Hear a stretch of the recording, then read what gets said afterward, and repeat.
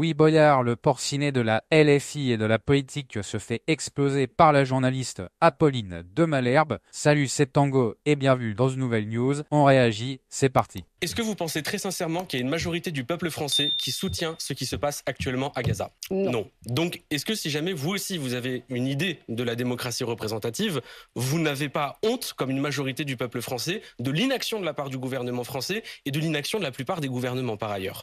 Vous avez des étudiants qui ont décidé de se mobiliser pour un cessez-le-feu. Moi, je ne vous parle pas de la question de la mobilisation. Alors là déjà, mon coco, Louis Boyard, il est obsédé par ce qui se passe à Gaza. Évidemment, la guerre, tout le monde déteste ça. Je pense qu'on est d'accord, au Nouvel Ordre Populaire, on est là pour la paix. Par contre, il faut arrêter de déconner Louis Boyard. Qu'est-ce qu'il est en train de se mêler d'histoires qui ne le concernent pas, alors qu'il y a des trucs plus importants en France. En ce moment, il y a des manifestations dans les facs, donc comme d'hab, les petits cons d'étudiants se mêlent de choses qui ne les concernent pas, qui sont à l'autre bout du monde, et évidemment, Louis Boyard s'en fait un porte-étendard. La France, 834 personnes ont été exécutées en Iran l'an dernier. Et je le condamne. Ce qui se passe actuellement en Iran, particulièrement le combat pour les droits des femmes en Iran, c'est un grand combat. Mais aujourd'hui, la France et plus généralement l'Europe, les États-Unis se retrouvent dans une telle contradiction quand on se prête. Parce qu'il y a quand même la France... 834 personnes ont été exécutées en Iran l'an dernier. Et je le condamne. Ce qui se passe actuellement en Iran. Alors là, vous avez vu quand même que le petit Louis Boyard, je veux dire, en fait, il combat tout. Mais je veux dire, Louis, il faut que tu te choisisses des combats à un moment, mon coco. Tu peux pas tout défendre. Il faut qu'il soit d'accord avec tout le monde, en fait, parce que il a une obsession. Je pense que ce jeune homme, il s'est fait bolosser pendant toute son adolescence, et maintenant, faut qu'il soit copain, en fait, avec tout le monde. Aujourd'hui, la France et plus généralement l'Europe, les États-Unis se retrouvent dans une telle contradiction quand on se prétend être des pays démocratiques, des pays des droits de l'homme et qu'on soutient ce qu'est en train de faire le gouvernement israélien. Ça permet à des gens comme ceux-là, des gens qui sont dégoûtants dans ce qu'ils font dans leur pays, de jeter l'opprobre sur nous. Et quand je vous disais qu'ils nous mettent, quand je vous dis que nos gouvernements nous mettent la honte. Vous ne voyez pas une contradiction dans le fait que le combat pour la liberté que vous voulez soutenir, soit soutenu par un homme comme l'ayatollah Khomeini? Non mais écoutez, là, moi je suis pas en garde à vue, d'accord? Alors là, elle l'a coincé, Donc en fait, je vous explique. Là, elle vient de lui faire une prise de judo. Il est face au mur. Elle l'a accusé en fait de défendre un dictateur. C'est la 4e fois que vous me posez la question. Viktor Orban, il soutient le gouvernement israélien. Vous ne faites pas le parallèle. Vous ne faites pas le parallèle. Et voilà, il lui rejette la faute. Oui, mais vous soutenez un mec qui est aussi un dictateur. Donc moi j'ai le droit de le faire. Pourquoi vous me critiquez? Moi, je suis pas en garde à vue comme il dit. Et ici moi je peux pas vous critiquer. Bon, voilà, c'est vraiment une dispute. On dirait deux chiens qui se gueulent dessus. C'est n'importe quoi. Qu'est-ce que vous cherchez à me faire dire? Et d'ailleurs, en fait, je suis venu ici pour parler de ma présidente de groupe qui se retrouve convoquée pour quelque chose qu'elle n'a pas commis. Il s'explique comme s'il se faisait engueuler, quoi. On dirait mon fils quand il est amené chez CPE parce qu'il a fait une connerie. C'est un enfant. Pourquoi il est au Parlement, lui? Je veux dire, mais moi, j'ai pas envie de payer des impôts pour payer ce mec. C'est un bébé. Je veux dire, qu'est-ce qu'il a donné à son avis, lui, là? Vraiment?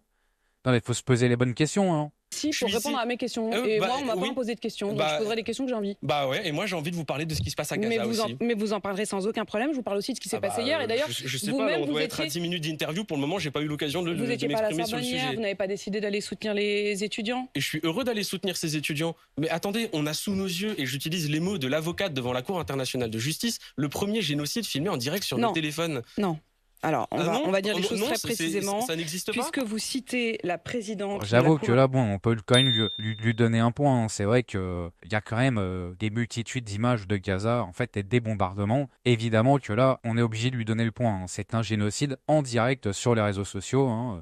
Évidemment, mais malheureusement, j'ai envie de te dire, Louis Boyard, qu'est-ce que tu veux que le peuple français fasse, en fait? Je veux dire, on n'est pas tous étudiants, en fait, on peut pas tous manifester. Je veux dire, faut penser à notre pays, faut penser à notre gueule, et tu devrais penser aussi à ton pays, en fait.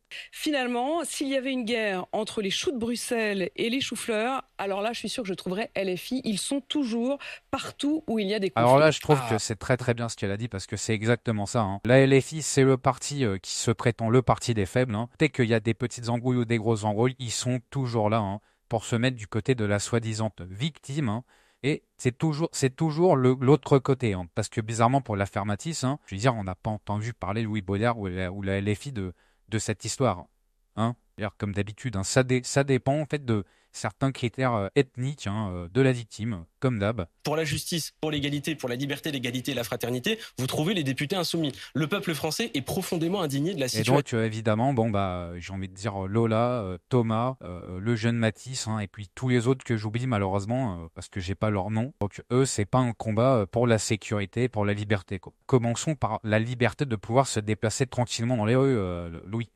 Alors, on a besoin de députés de combat qui viennent soutenir le peuple. Et ça, c'est la fierté de notre mouvement. Même entre les choux de Bruxelles et les choux-fleurs? Ah, alors moi, j'aime les deux personnellement. Donc vous ne vous... Oui, ça m'étonne pas, mais à mon avis, tu dois prendre de quadruple ration à la cantine, toi, hein. Du LFI, ça doit y aller, hein. Ça doit, et puis alors, tu dois lâcher des caisses après, hein, m'en parle pas, hein. On t'a vu bourrer au Parlement, hein, mon pote. La mort de Matisse qui a été poignardé à mort, et ça lance ce débat sur la question de la justice des mineurs. Je suis frappée de voir que vous avez toujours été pour le droit de vote à 16 ans. Et l'un de vos arguments, c'est d'ailleurs de dire, parce que j'ai écouté les interviews de vous, qu'à 16 ans, on est Là, capable... avec l'affaire de Matisse, là, il sait qu'il est coincé, hein, parce qu'en fait, il faut savoir qu'il est pour le droit de vote pour les mineurs, hein, pour les gamins de 16 ans, alors que les gamins de 16 ans sont complètement débiles, hein. Je veux dire, j'ai un fils qui a 15 ans, je l'aime très fort, il n'a pas à mettre un bulletin de vote dans l'urne, hein, et je veux dire, il sait déjà à peine s'exprimer français. Je vais pas je veux dire, il a pas en fait à diriger, à prendre des décisions pour le pays, hein. C'est hors de question, hein. Bon, bien sûr, hein, c'est évidemment si on est toujours dans une démocratie, hein, mais bon. Ça, c'est d'autres sujets, hein. Aujourd'hui, par exemple, dans la plupart des enseignements, on n'enseigne pas le droit. C'est pas vrai de dire que si jamais vous augmentez la répression pénale, vous allez avoir des jeunes qui vont ouvrir le code pénal et qui vont se dire bon je vais ne pas faire ça parce que le code pénal prévoit cela. Oui, ça n'a après, absolument aucun sens. C'est toujours pareil. C'est à chacun de s'informer, de connaître la loi, de connaître le droit. Là, le problème, c'est qu'on parle d'enfants. Et je vais pas nier qu'aujourd'hui, il y a un grand sujet. Quand ça vous arrange, vous dites que c'est des enfants. Alors j'avoue que là, par contre, moi, ce qui m'énerve le plus, c'est qu'il est totalement en train d'esquiver la question du meurtre du jeune Matisse. Totalement l'affaire. Même pas un petit mot, quoi. Pour dire, oui, je suis navré, en fait, étant au Parlement, que quelque chose comme ça se passe, en fait. Même manière, ceux qui ont moins de 18 ans et ceux qui ont plus de 18 ans. Peut-être que ça donne bonne conscience à Gabriel Attal. Le problème, c'est que concrètement, sur le terrain, ça ne change rien. Écoutez, je vais vous raconter... Mais Louis Boyard, vous n'êtes pas favorable, donc. Non, moi, j'ai envie de dire, j'ai même pas envie de continuer. J'ai envie de lui mettre 2 claques dans la gueule. Donc voilà, vous avez pu voir, il n'a pas eu un seul mot, hein, pour l'affaire de l'assassinat du jeune Matisse, hein. Donc toujours tout pour les autres pays, hein. Il se met toujours du côté de la victime, hein, qui évidemment va lui faire du vote électoral, hein, comme d'habitude. Donc Louis Boyard, hein, le porcinet du LFI, s'est fait exploser par Apolline de Malherbe. Et ce qui est surtout très important, hein, c'est que même si en plus de l'avoir explosé, elle lui a fait montrer son vrai visage aux Français. Donc ça, c'est très important. On se retrouve prochainement pour une nouvelle actualité, hein. Vous vous abonnez au Nouvel Ordre Populaire, vous partagez, vous likez. C'était Tango. Ciao.